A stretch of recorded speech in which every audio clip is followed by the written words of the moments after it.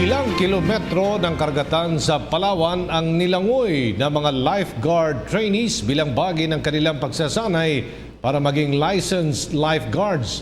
Bukod dyan, sumailalim din ang mga trainees sa search and rescue training sa pangangasiwa ng Philippine Coast Guard. Paalala naman ng Department of Health, sila lamang ang ahensyang may kapangyarihang mag-issue ng lifeguard certification. May report si George Bandola. Nasa huling yugto na ng training ang 28 lifeguard trainees sa Puerto Princesa, Palawan. Mula sa Coast Guard Station sa Honda Bay, nilangoy ng mga trainee ang higit sa 1 milyang dagat na patungong Cowrie Island sa Palawan din.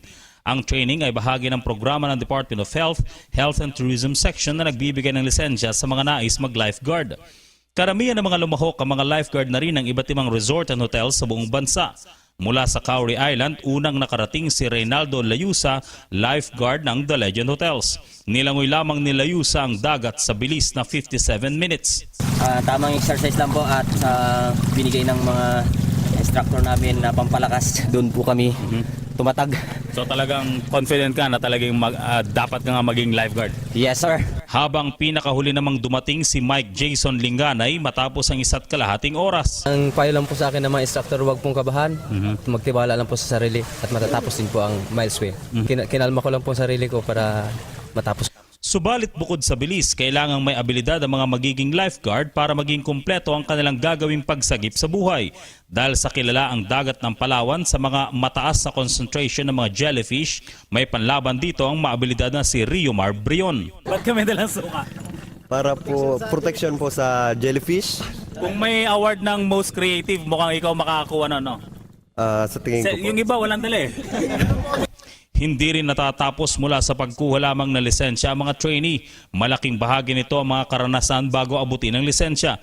Sa kaso ni Rico Palad, umiinda pa ng sakit ng paa mula sa isang aksidente kamakailan, nakatapos pa rin ito sa paglangoy kahit masakit ang mga paa. Pinipilit lang po para matapos lang yung ang training ng lifeguard. Paano mo nagawa yun? Bali talagang lakas loob lang po. Halos lahat ng 28 bagong lifeguard licensee dumaan muna sa 1 linggong water search and rescue training bago makatungtong sa ikalawang yugto ng pagiging lifeguard.